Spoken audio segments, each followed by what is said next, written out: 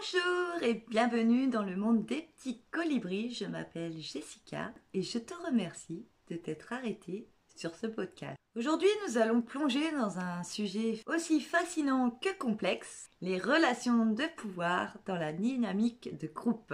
Qu'elles se manifestent au travail, dans la famille ou entre amis. Commençons, qu'est-ce que le pouvoir dans un groupe ? Imaginez un groupe de personnes, qu'il s'agisse d'une équipe au travail, d'un groupe d'amis ou encore de votre propre famille. Vous remarquerez que dans ces groupes, il existe toujours des jeux d'influence. Le pouvoir, dans ce contexte, ne se limite pas à une position d'autorité formelle, il peut être plus subtil. C'est l'influence qu'une personne a sur les autres, la capacité à orienter les décisions, à changer les opinions ou à modeler les comportements. Mais comment ces dynamiques se forment-elles et surtout, comment impactent-elles notre quotidien ? Dans ce podcast, nous allons tout d'abord commencer par comprendre comment la hiérarchie s'installe au sein d'un groupe, puis nous explorons les différentes formes de pouvoir avant de conclure en vous invitant à une réflexion personnelle. Première partie, l'émergence des dynamiques de pouvoir. Dès que des individus se réunissent, les dynamiques de pouvoir commencent à se développer.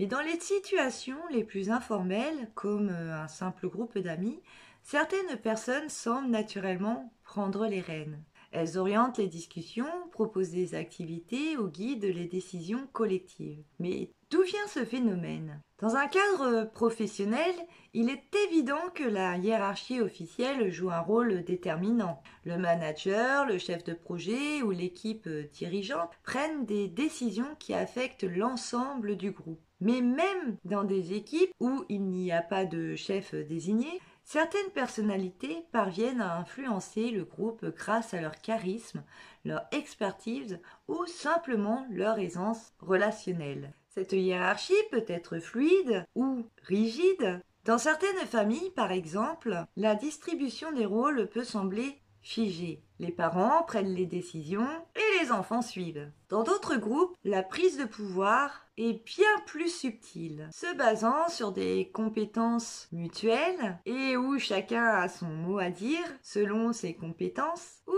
son expérience dans un domaine particulier. Ce qui est essentiel à comprendre, c'est que le pouvoir n'est pas toujours imposé. Il peut être accordé volontairement par le groupe. Mais alors, pourquoi choisissons-nous de suivre une personne plutôt qu'une autre ? Est-ce une question de confiance, de compétence ou tout simplement de confort ? Passons à la deuxième partie pour voir les différentes formes de pouvoir. Le pouvoir ne se manifeste pas toujours de la même manière. Il existe plusieurs formes de pouvoir et chacune influence les dynamiques de groupe de façon distincte. Voici quelques-unes des plus communes. Le pouvoir légitime, c'est celui qui est conféré par une position officielle, par exemple le patron au travail ou le parent dans une famille. On suit leurs décisions parce que leur rôle leur en donne l'autorité. Ensuite, il y a le pouvoir d'expertise. Certains membres du groupe détiennent un savoir ou des compétences spécifiques qui leur donnent une influence particulière.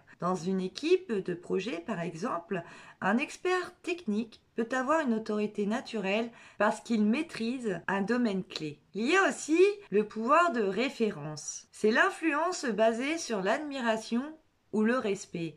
Dans un groupe d'amis, il peut s'agir de la personne la plus charismatique ou la plus aimée, celle à qui les autres veulent ressembler ou plaire.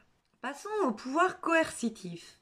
Ce type de pouvoir repose sur la capacité de punir ou de contraindre. Dans un cadre professionnel, cela peut être un manager qui menace de sanctions. Dans la sphère personnelle, cela peut être plus insidieux. Par exemple, lorsque quelqu'un manipule les autres par le biais de la culpabilité ou du silence. Puis, il y a aussi le pouvoir de la récompense. Il fonctionne sur la promesse de gratification. Cela peut aller des bonus financiers dans le monde du travail aux signes d'affection ou d'approbation dans des relations personnelles. Il est intéressant de noter que ces formes de pouvoir peuvent coexister.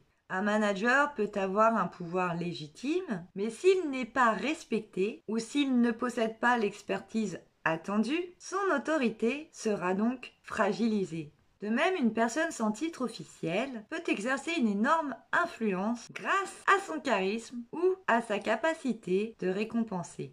Passons maintenant à la troisième partie, l'impact des dynamiques de pouvoir sur les relations.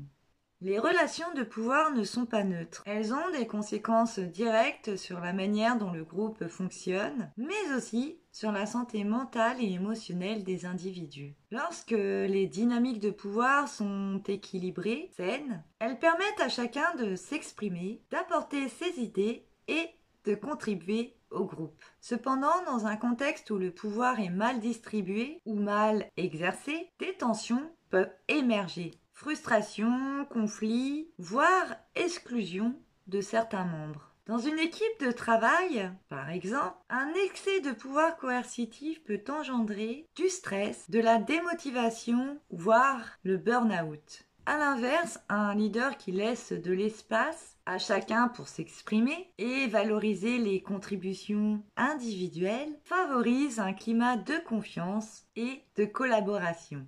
Dans les relations amicales ou familiales, ces dynamiques peuvent également créer des déséquilibres émotionnels. Vous avez peut-être déjà vécu ces situations où l'un de vos amis semble toujours vouloir le dernier mot, ou cette tante qui impose toujours ses choix lors des repas familiales. À long terme, ces dynamiques peuvent fragiliser les liens et conduire à des ressentiments.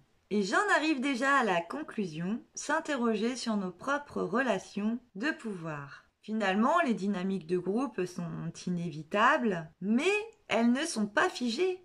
Elles évoluent au gré des interactions et des contextes, mais surtout, elles dépendent de nous. Comment exerçons-nous notre propre pouvoir dans nos cercles ?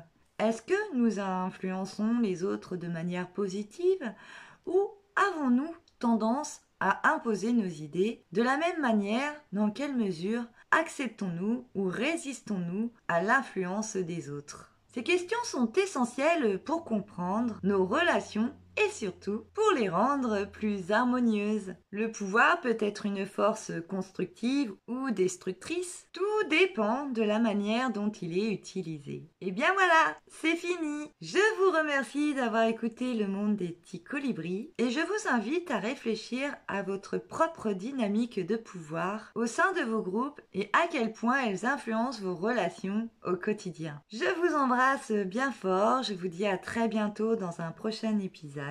Et d'ici là, prenez bien soin de vous et de vos proches. Bye bye!